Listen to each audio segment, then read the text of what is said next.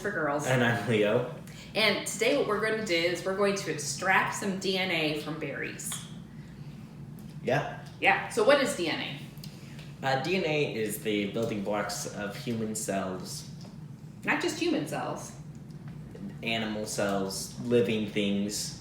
And plant cells, including Strawberries. and blackberries and raspberries and and- bananas. and kiwis. So there's lots of different fruits that you can use to do this kind of extraction on, to see the DNA that's inside. The reason why we use strawberries a lot is that strawberries actually have multiple copies of each chromosome, which is where the DNA is stored inside the cell. So there's lots of DNA in the strawberries to get out, which makes it a good one to start with. Yep. So I'm going to be doing the strawberries today. I'm going to be doing blackberries. All right. So the first thing we're going to do is we're going to take strawberries or blackberries and we're going to put them in a plastic baggie. So you can use fresh strawberries, you can use frozen berries. If you use frozen berries, you want them to be thawed at room temperature. Heating them up in the microwave will degrade the DNA and make it harder to extract, so you don't want to do that.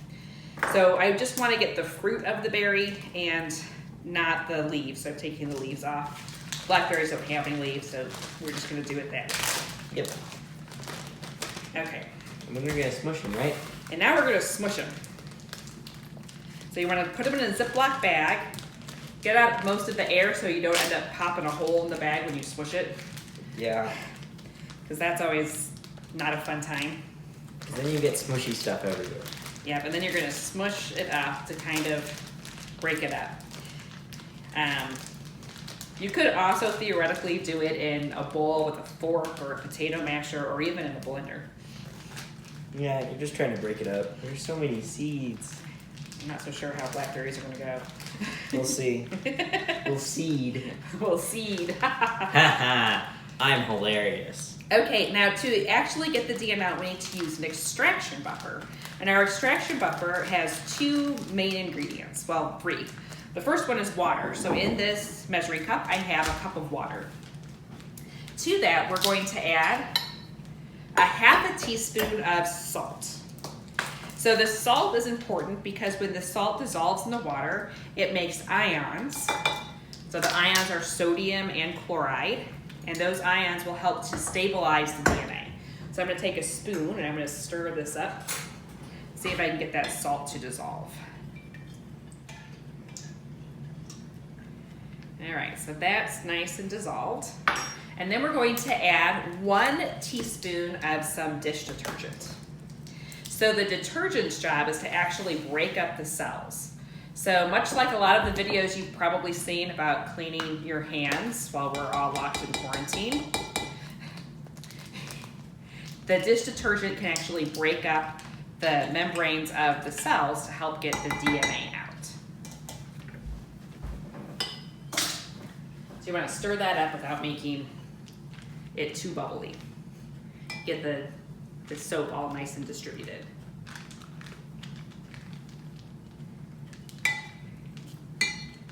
There we go. Okay. You got your fruit puree over there? Yeah, I'm trying to break up some seeds.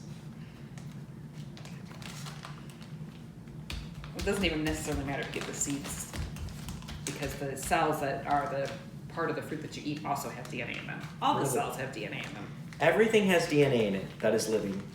That is true. Even some fossils have DNA, and those are not living. But they used to be. Yeah. Things Yeah. that are living or used to be living have DNA in them. Most of the time. All Most right. the DNA has died. Yeah, well, a lot of times the fossils are now actually replaced with mineral rocks, but let's not digress. Yeah, fruit puree. Okay, so you have fruit puree, I have some fruit puree, and then we're going to pour a little bit of this extraction buffer in here. It looks like blackberry jam. Mm-hmm. Pour a little bit more. There you go. You're gonna pour a little bit more. Yeah, maybe a quarter of a cup. And then I'm going to reseal it. I don't know how much a quarter of a cup is. A little bit more than that. that good? Yeah, it's probably good. Okay. And I'm just gonna squish it a little bit more. You don't wanna make it too foamy, but you wanna make sure that that buffer is getting in contact with all those strawberry cells inside the bag.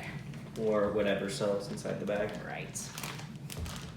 All right, so is yours well mixed? Yeah, so I'm a little foamier than he is, but you don't want to be very foamy. I listened to your instructions. You did not. All right, then we're going to take some little bowls. We've got these little glass bowls and some coffee filters, because what we want to do now is filter out the chunks. You don't want it to be chonky. Right. So you can either open this up, but then you might get a bunch of like stuff caught in the zipper, or you can cut a corner off of the edge of your bag and pour the buffer out there. Snip, snip.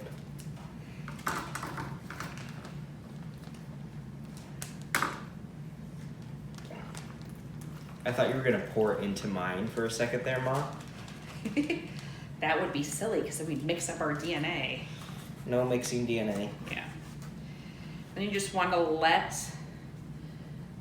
the liquid come through. You don't want to squeeze it because that will end up getting a bunch of stuff that we don't want. It'll have some of the chunks might come through the paper, but so you just want to hold it for a little bit and let it work its way through. Okay, so now we have the extract. So it has that extraction buffer that has the salt to help stabilize the DNA and the detergent in it to help break up the cells so we get the DNA out.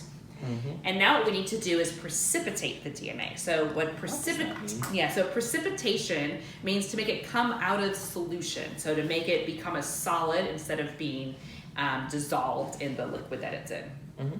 So that's what we need to do. We need to make the DNA precipitate. And there's a couple of different solvents that we can use to make DNA precipitate. The most common one you're likely to have in your house would be isopropyl alcohol or rubbing alcohol. If you had something called Everclear, which is ethyl alcohol, that would also work to do this. But the key thing about this is that it needs to be ice cold. So I've stored my isopropyl alcohol in the in the freezer. You could store it in the fridge, but ours is in the freezer. Yeah, well, it needs to be even colder than the fridge. Yes. So because it is an alcohol and it's got different properties than water, it won't freeze solid in the freezer like water turns into ice. This won't turn into isopropyl alcohol ice. It'll just stay a liquid, but it'll be a really cold liquid. Yep. So then what we're going to do is we're going to carefully tip our cup and pour it so it kind of makes a layer on top of the stuff so that we kind of have two layers. If you watched our video on liquid layers, it's kind of the same sort of technique where you pour it very gradually and it should just layer on top of the other stuff. So then we're going to wait a few minutes. And while we're waiting, that DNA should start precipitating. And what it'll look like is little white strands. I'm starting to see it over here. I'm not. So you want to give it a couple of minutes, and then we're gonna have to kind of scrape it up or stir it a little bit, just right at that surface. So a lot of times I've seen this done with coffee stirrers, but if you don't have coffee stirrers in your house, you can use bamboo skewers or toothpicks. Basically, you just want something that's got like one stick that you're using to mix it with. So then if I start to stir it, here you go. I've pulled strawberry DNA out of my solution. Sorry, and Leo got some blackberry DNA. So if you want to look at this a little bit more carefully, we can lay it on some saran wrap and then you can separate out the fibers so you can see each of those long fibers that makes up the DNA. Yeah, you got a lot in there actually. I do. Yeah, it looks a little bit like snot. It does. But that's really just a whole bunch of fibers that are all sticking together, which is pretty nifty. Man, it's purple. Yeah, yours is purple. I think it's just the dyes that are the colors that are in the berries. Yeah. It's not that the DNA itself is purple, because the DNA is usually kind of whitish, like what we got out of the strawberries. Yep. So this is a pretty fast, easy way to get DNA out of fruit that you might have hanging out in your house. Yeah. You can do this with most fruits, I believe.